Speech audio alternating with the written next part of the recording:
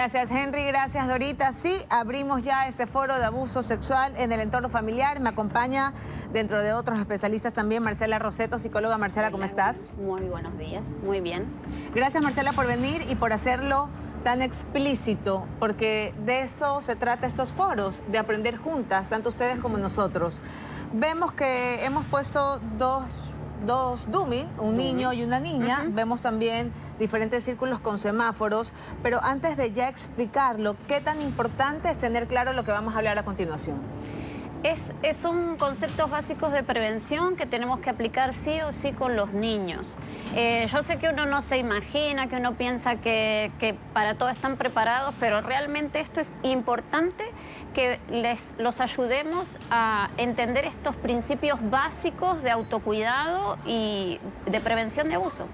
Marcela, nos quedó tan calada una frase que dijiste la semana pasada en el foro que iniciamos en el abuso de los niños en las escuelas, que tú mencionaste que cuando esto se da en los planteles educativos, todos vamos. Papá, mamá, hermanos, la vecina, todo el vecindario va. Pero cuando ocurre en casa, callamos, silenciamos. ¿Por qué se da esta situación? ¿Por qué silenciamos cuando el abuso está dentro del hogar? Es muy difícil aceptar y comenzar a vivir toda la situación. Entonces se ponen en juego los familiares, las personas cercanas. Es importante entender que el abusador previamente ya fue armando todo un escenario donde sea difícil ser descubierto, donde haya desconfianza de lo que está diciendo la víctima. Entonces no es tan, ha buscado lugares propicios, ha buscado que no se den cuenta. Muchas veces hablamos con papás o mamás y dicen, pero yo me debía haber dado cuenta. Correcto. Y no es tan fácil, no es así. Sí, porque el abusador está haciendo todo para que no nos demos cuenta. Hace todo una red por así decirlo. Y desenmarañar esa red es todo un proceso complejo. Ok, pero bueno, vamos a hacer juntas este ejercicio. Quiero que en pantalla me pongan una claqueta con los diferentes colores que indican esta semaforización, porque es importantísimo que este espacio también llegue a sus hogares y lo replique usted, sentado con sus hijos, junto a su pareja o en el ambiente que usted cree que es el más seguro para ellos. Marcela ha traído diferentes colores, los que indican semáforos, amarillo, azul y rojo. Quiero comenzar con el verde. Perdón, verde, rojo y amarillo. Ahí está. El color verde son las partes del cuerpo que generalmente todos pueden ver, pero nadie puede tocarlas si no quiere. El amarillo, partes que por más que se vean los otros no suelen tocar, ten cuidado. Y rojo son las partes que solo tú puedes ver y nadie puede tocar. Ok, Marcela, antes de empezar nosotros, ¿cómo puedo hacer este ejercicio con mi hijo?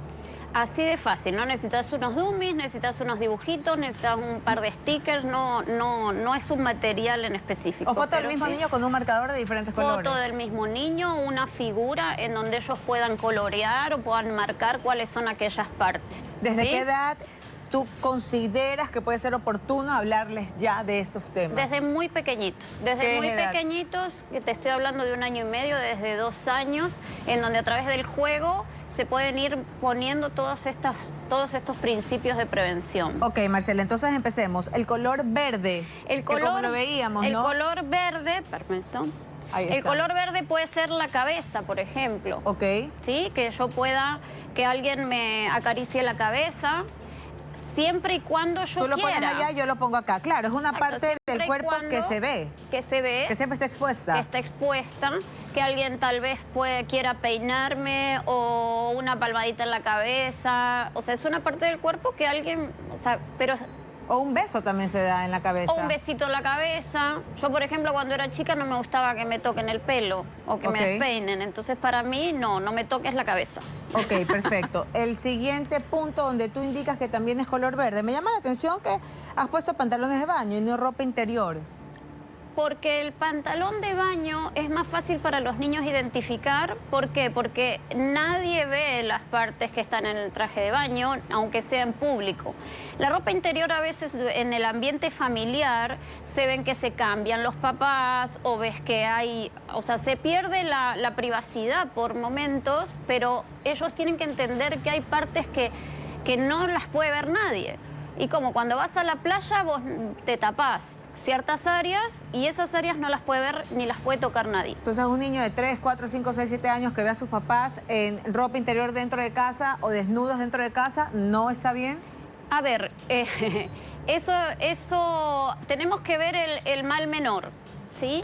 Si yo me paseo sin ropa porque me voy a bañar, si yo me baño con mis hijos, si yo estoy continuamente exponiendo mi cuerpo delante de ellos, cuando viene alguien externo o conocido de la familia y hace lo mismo, el niño no tiene las alertas internas de que algo inusual está sucediendo. Lo ve cotidiano, lo ve normal. Y lo ve cotidiano. Entonces hay muchas tendencias que dicen, no, hay que bañarse con los niños para que reconozcan de una manera natural el cuerpo, para que no se alarmen. En mi caso particular no lo recomiendo por esa razón. Paola, ¿quieres mencionar algo? Paola Andrade nos acompaña junto a Ricardo Vélez. Ellos son testimonios, ya tienen años fomentando esto. Pero Paola, ¿tienes tú algo? Es importante. Nosotros somos víctimas de violencia sexual dentro de nuestra casa y además somos especialistas en prevención. Correcto. Entonces es importante entender que, por ejemplo, en el caso mío, mi agresor era mi papá. 27% en el mundo el agresor es el padre de sangre. Ojo, yo hablo muchas estadísticas. 93% en el mundo el agresor es alguien de confianza de la familia y del niño. Tíos, abuelos. Exactamente. Entonces, una de las cosas las conductas de mi padre era bañarse con uno, besar en la boca, que son conductas incestuosas.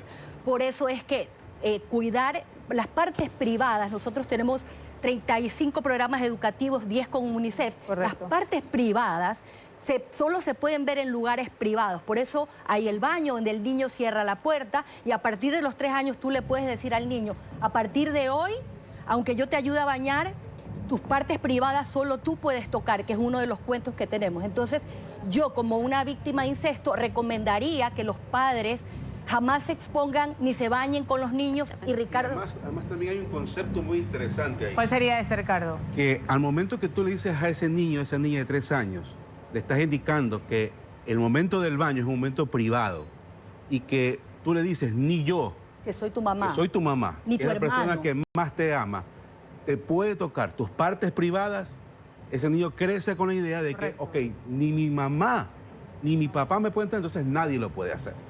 Ok. Eso es importante porque esos comportamientos incestuosos son muy comunes en nuestra cultura latinoamericana. Gracias, Ricardo. Gracias, Paola. Vamos a estar ampliando con ustedes también bajo el punto de vista judicial, porque ¿cuál es el primer paso para denunciar? Todo eso lo hemos preparado en este foro con diferentes puntos. Paola, entonces, Marcela, perdón, entonces, continuamos que la cabecita es un punto verde. ¿Cuál es el siguiente punto verde que tú consideras? Punto verde pueden ser las rodillas, las manos, Ok, si es lo voy a poner por acá. si es que quiero. Ya. ¿Sí? Que alguien me dé la mano. Ok. ¿Qué pasa con estos puntos amarillos, que son partes que por más que se vean, los otros no pueden tocar? Mucho cuidado. ¿Por qué son los puntos amarillos? El abusador va a iniciar la selección de su víctima buscando hacer toques confusos. A ver si los determina, si entiende que hay algún acercamiento raro. O si reacciona también, O si ¿no? reacciona.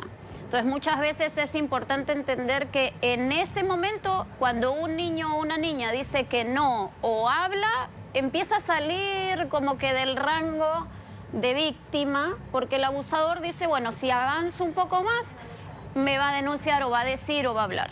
¿Sí? Ok. Entonces, hay formas de tocar ciertas partes, como los brazos, los hombros, que no es lo mismo que te arranchen de un brazo a que, o que te presionen y te jalen o te sujeten del Violentamente. hombro violentamente. Entonces, ¿dónde lo pusieras tú? Ahí es donde es relativo, si es que me pueden o no, y preferible, no. Ok. Brazos, O sea, acá. los brazos, Ya. zona amarilla, el vientre, Ok. la panza. Perfecto.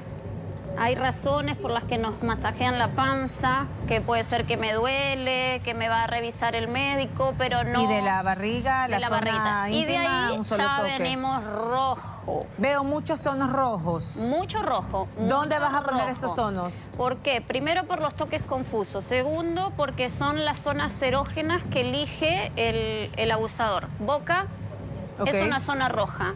No cualquiera me puede besar, no puedo andar besando a todo el mundo, nadie me puede pedir besos si no quiero, ¿sí? Y también, de todas maneras, ahí entramos en un concepto del saludo.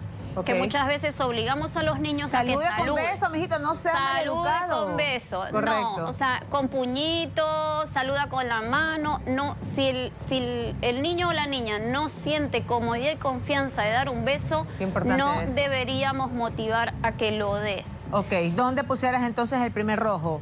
Rojo En la boca. en la boca. ¿Cómo le explico Ay, a mi besos y hijo besos. todos estos puntos? ¿Aterrizado, crudo, o le disfrazo, le cuento un cuento? ¿Cuál es la manera correcta para enseñarles a nuestros hijos que estas zonas son privadas? Sobre todo porque si ya ellos entienden que no todos las pueden ver y que es parte de su intimidad, entonces no es tan difícil para ellos entenderlos, porque nosotros venimos ya de nacimiento con algo que se llama el pudor. Toda la cultura va a tratar de inhibir ese pudor, pero lo normal es que un niño o una niña no quiera tampoco ser expuesto y sienta incomodidad ante cualquier roce o ante cualquier toque. Paola. Entonces, para ellos es fácil y rápido. Mira, esas partes son prohibidas. ¿Dónde vas a ponerlo? En las partes del traje de baño, Ok, que son los Pecho, senos, los pechos. senos, genitales. Ok, Aquí no tenemos la cola, pero iría también en la parte de en la atrás. parte de atrás. Ajá. Ok, muy bien. Los pechos del niño, los genitales pechos, de los las genitales. mujeres, la zona íntima de los varones. Sería entonces esta nuestra semaforización. Esta es nuestra semaforización. Otra forma en la que también a veces es fácil o más intencional explicarles es en donde van los bolsillos. Entonces, aquí nadie te debe tocar, Esta no zona. podés meter las manos en el bolsillo de nadie, ni nadie debe meter las manos en los bolsillos tuyos. ¿En dónde más hay bolsillos? Acá. ¿En dónde más hay bolsillos? Acá. Entonces, en ningún lugar donde por lo general hay bolsillos, tengo que tocar o permitir que me toquen. Porque el Ok. abusador puede decirle, bueno, tengo un caramelo en mi bolsillo y tienes que buscarlo. Es una de las tarjetitas que tenemos en el juego Sí. de mesa, para ver si es que determinan cómo están siendo engañados. La mayoría de los niños dice que buscaría el caramelo. Entonces es una buena oportunidad para explicarles en dónde pon tu mano en el bolsillo, qué estás tocando. Parte de una ingenuidad también, ¿no? Parte de una Propicia ingenuidad. de los niños, vamos a buscar el caramelo. Pero ¿qué ocurre cuando, en este caso, Paola mencionaba que su papá fue el abusador? ¿Qué pasa cuando en este caso estamos en un círculo cerrado, donde son personas que el niño piensa que son personas de confianza? Los abuelos, los tíos, los padres, los hermanos. Importantísimo que sepan que les vamos a creer. O sea, Correcto. tiene que esto es una cuestión de intencionalidad. ¿Sí? Si nosotros lo dejamos fluir, también tenemos familias que viven en espacios muy reducidos, donde Correcto. duermen todos en la misma habitación, donde Correcto. comparten todos el mismo baño. Entonces tiene que haber una intencionalidad de mantener la privacidad y el pudor en los niños. Entonces siempre tiene que haber esta figura. Lamentablemente se da muchas veces tantos porcentajes porque no se trabaja de manera intencional en que estas cosas estén claras dentro del ámbito familiar. Nos ha quedado clarísimo. Usted en casa, tómele fotografía a la pantalla. Por favor, no me tapes ahí al Dumi, mi Aquí. querida Marcela, tanto la niña como el niño. Y este foro recién empieza. Tenemos testimonios, como lo mencioné, por parte de Paola Andrade y Ricardo Vélez. Y también tenemos a una psicóloga perital, Rosaura Flores, que nos va a hablar también sobre el aspecto judicial. Vamos con los testimonios. Marcela, por favor, te invito a que te sientas. Yo me quedo acá parada. Paola, ¿querías tú mencionarnos algo? Quería Te escuchamos. decir que es importante, cuando le preguntabas cómo se debe referir a los nombres, nosotros desarrollamos más de 250 grupos de apoyo. Ok. Y tú sabes cuántos niños no podían detectarse el abuso porque no saben el nombre de las partes privadas. ¿Qué sugieres tú? Tiene que llamarse desde los 3 años pecho, vagina, pene, trasero. ¿Por qué? Porque, por ejemplo, tenemos muchísimos casos en que esto se sistematizó con UNICEF y habían cientos de casos en que la niña decía los juegos sexualizados, la florcita, la cosita, y pasaron años en que la niña se mató. ¿Por qué? Porque jamás le nombraron las partes privadas, y si tú escuchas a tu hija, me tocó el pene, inmediatamente salvas a esa niña. Paola, es importante. Son importantes las cifras porque nos marcan un precedente, pero mucho más allá de eso, quiero valorizar el testimonio de los dos. No bajo un contexto de morbo, sino bajo un contexto que se puede salir adelante bajo una supervisión oportuna y guiada. Es un momento que ningún padre quiere que su hijo pase, nadie quiere que un niño crezca con esas secuelas, pero ustedes dos, desde que empezaron con esta lucha, nos han determinado que se puede salir adelante dentro de lo posible. ¿Cuál fue el primer paso que dio tu familia, Paola, para sacarte de eso? Y veo que me asientas no. ¿Qué pasó ahí? No, mi familia nunca me sacó de eso. Yo me saqué de eso, y además yo hice una campaña que alcanzó 15 millones de personas. Empezó en este mismo programa. Disparó el abuso en 3.150%. Dice vos a los que no tenían. Sí, yo cambié la Constitución junto con Ricardo. O sea, nadie viene a salvar a las víctimas porque el agresor, le preguntabas también a la especialista, nosotros somos especialistas formados en Londres, en Estados Unidos. El agresor es un enemigo conocido. En el momento que tú hablas del agresor, lo que vas a hacer es que la familia sostenga la reputación por encima de la víctima. En la escuela va todo el mundo, pero las escuelas cubren al profesor. Pero qué decirle a esa audiencia que nos está viendo y que sí, que callan ante una realidad, que saben que el tío violenta a su hijo, que el abuelo violenta a su hijo, y dicen, Gaby, pero ¿en qué momento pasó? ¿Cómo empieza o cómo empezó, Ricardo, en tu caso? Es que mira, es que lamentablemente en el 73% de los casos el prestigio de la institución está por delante del bienestar de la víctima. ¿Institución ¿Cuál como es esa familia institución? me estás hablando? Claro, es que ¿cuál es la primera institución? La familia. La familia. Entonces de ahí familia, escuela, iglesia, universidad, centro deportivo, academia, lo que quieras. Es la institución.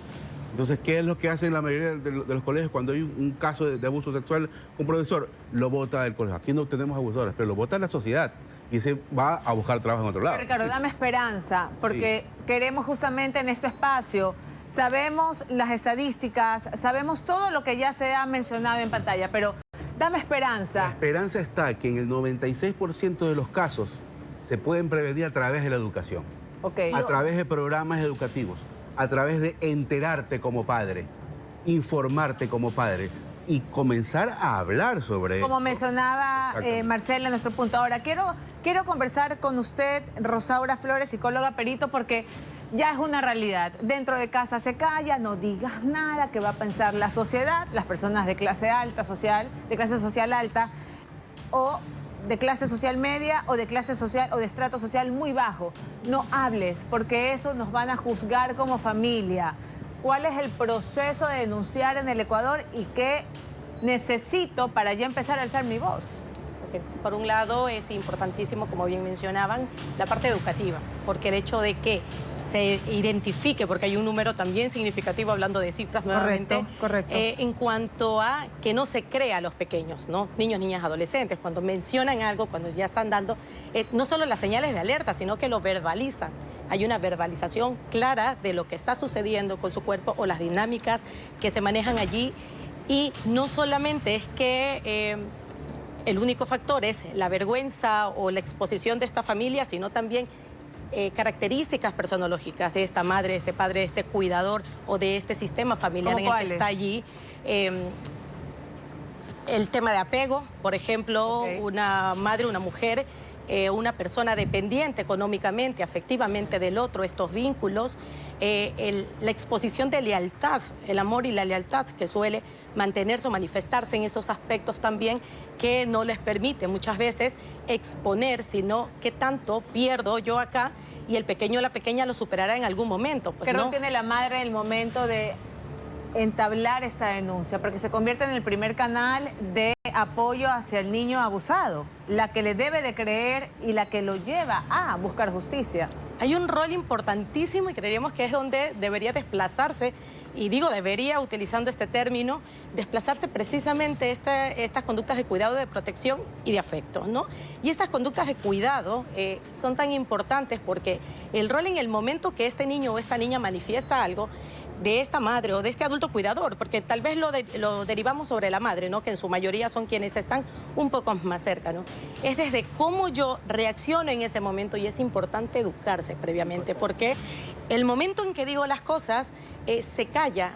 Escuchaba hace unos días en sesión a alguien, una adulta que vivió violencia sexual en la infancia, y esta persona decía, no podía decir nada porque mamá me decía que el que me toque un solo cabello, ella lo desaparecía, ¿no? De una forma tan fuerte que ella decía, tengo que cuidar, tengo que proteger a mi familia. Me callo para que mi mami no mate y que mi mamá no tenga ningún... Exacto, porque mamá va a ir a la cárcel y me voy a quedar más sola. Entonces esto implicaba un silencio porque no era, lo interpretó, lo interiorizó, estas conductas de cuidado de la mamá, pero desde una postura de ella de cuidadora también, y desde el silencio, que siguió por años perpetuándose esa situación. ¿Han habido aumentos de denuncias en los últimos años? Usted como abogada, ¿qué dice su día a día y cuál es el motivo que incita a que las familias apuesten por esta denuncia? Ok, soy psicóloga perito, no abogada, estoy en los contextos judiciales. Sin embargo, se presentan, se visibiliza un poco más, pero no llegamos a las estadísticas reales. Porque una cosa es lo que se denuncia y otra cosa es precisamente lo que pasa alrededor de la situación, de los hogares. No siempre se identifica que esto que está pasando es abuso sexual, porque se considera que abuso sexual solo es violación en muchos de los casos. Correcto. ¿No? Entonces, el tema del acercamiento, el tema de la invasión a este cuerpo de este niño, de esta niña, no solo el cuerpo muchas veces, sino la parte psicológica, como lo mencionaba Marcela, es un proceso que va haciendo este adulto o esta persona en el otro lugar de poder sobre estos pequeños, ¿no? Ok. Dorita, tienes una pregunta. Sí, Gaby, gracias. Realmente yo creo como madre que lo último que uno puede esperarse o imaginarse es que el agresor de su propio hijo sea su padre, y por eso mi pregunta es para Paola, porque si bien es cierto, has tenido la valentía de contar tu testimonio, que fue tu papá quien abusó sexualmente de ti, ¿a quién acudiste? ¿Buscaste a tu mamá? ¿No fuiste escuchada? ¿Cómo fue este proceso? ¿A los cuántos años se dio? Y cómo decirle también a una madre, que yo sé que lo repetimos, pero cuando viene de un padre, de su esposo, quienes juntos engendraron a ese hijo, ¿cómo se logra esa comunicación? Ok, solo antes preguntaste que las denuncias, te voy a dar la cifra exacta. Desde 2018 a 2023 hay más de 52.000 denuncias de abuso sexual. Entonces hay un aumento. Para que tú sepas, cuando nosotros salimos había 1.000 denuncias. Y en solamente 7 meses de nuestra campaña se multiplicaron a 13.000 denuncias. ¿Cuál es el principal delito? ¿Cuál es el delito más común? Incesto. 92% de los abusos en fiscalía son cometidos por un familiar. 56% de los abusos por otro niño, niña o adolescente. Ojo, la mayoría de los abusos, y eso no significa que aunque a los 12 los deba tratar como niños, a partir de 14 años obviamente ya puede ir a un correccional el agresor. Pero aunque se los trate a los dos como niños, que a un niño lo abuse otro niño, como en el caso de Ricardo, su hermano, no exime el trauma en él. Y ahora sí, respondiéndote, yo estaba siendo abusada desde antes de los 5, yo me traté de matar a los 5 años, porque obviamente mi familia era una familia totalmente disfuncional, aunque yo estudié en el alemán la primaria, en el Liceo Panamericano la secundaria, gané premios por oratoria, me publicaron en el periódico a los 16 años, me gradué con 20, pero no tenía el libreto. Iba a una psicóloga a los 16 años y yo estaba siendo abusada por 2 dentistas que ya están muertos, que me abusaban al mismo tiempo, los más caros de Guayaquil, y por 2 personas más. Y sin embargo, la psicóloga, que era psicoanalista, psicoanálisis, abuso sexual no va, nosotros capacitamos sobre el tema terapia generosensitiva o cognitiva conductual, que nos hemos especializado también. La psicóloga no pudo determinar el abuso, jamás. La pregunta simple es, ¿alguien te hace sentir incómoda?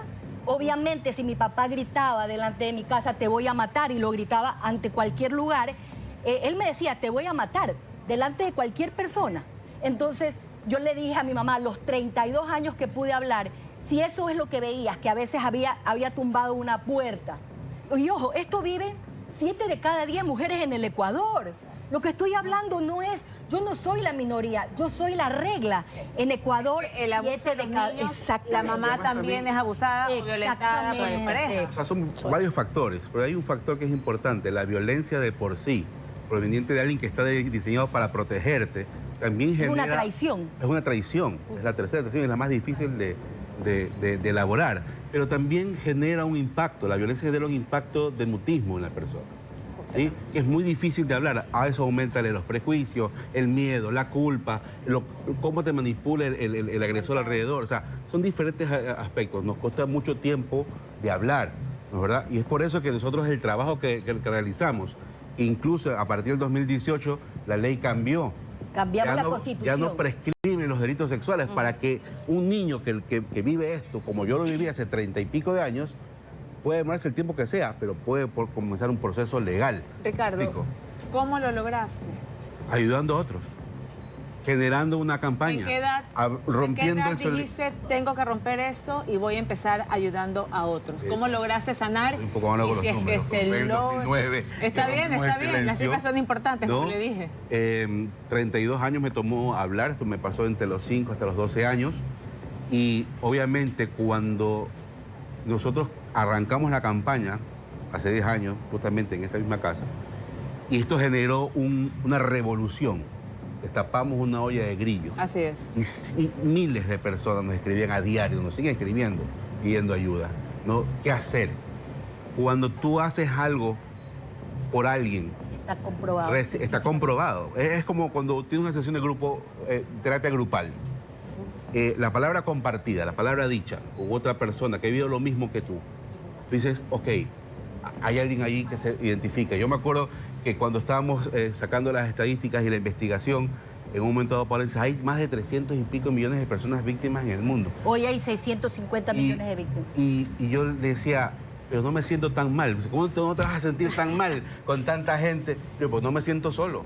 Correcto. No me siento que soy un bicho raro. No se sienten solos. Marcela, ¿de qué manera podemos nosotros, las mujeres que me están viendo y que están conscientes de que sus hijos son violentados, cómo sacarnos del rol de esposa para 100% tener el rol de madre? No solo de mamá o de esposa, sino que esto es una cuestión del adulto. El adulto tiene que ser bandera en defender al que no tiene voz, al que no lo pueden defender. Si detecto signos y cosas, ir un poquito más allá, tener esa valentía también de profundizar un poco. ¿Por qué? Porque el hecho de que no hablaran hasta adultos significa que no tienen las herramientas internas para poder hacerlo y viven en una prisión, como bien mencionaba, de culpa, de miedo. Se ponen los niños como en el papel de protector del ambiente familiar. O sea, yo tengo que proteger a mi mamá de que no la maten, a mi papá de que no mate al abusador. O sea, se dan muchas dinámicas extremadamente complejas. Entonces, lo primero que tenemos que tratar de hacer es no negar la situación para poder realmente empezar a dar pasitos. ¿De qué lado nos vamos a poner? Eso. Si es la mamá, si es el papá, ¿de qué lado me voy a poner? Eso es importante. Y siempre tiene que ser el de los niños. Isaac, ¿tienes una pregunta? Perdón, Paola, iba a ¿quieres decir algo? que no estamos viendo la gran película. Pareciera que, y aunque la vida de ese niño es suficientemente importante, el agresor, pedófilo, persona que siente atracción sexual por un niño, niña y adolescente, pederasta, el que lo lleva a cabo, 7% de la población es pederasta. Aquí deben haber un 7% en el canal, en un mall, en tu familia. Estadísticas. El Boston Globe ganó el Pulitzer por esta estadística y ganó el Oscar. Nosotros tuvimos la suerte de estar en la casa de Mike Resendes, que es al que lo hace Mark Ruffalo. Nos recibió y nos ayudó a sacar abusos en la Iglesia Católica aquí. Entonces es importante entender que estos son parte de los números. 7% de la población es agresora. Y nosotros tenemos que cambiar ese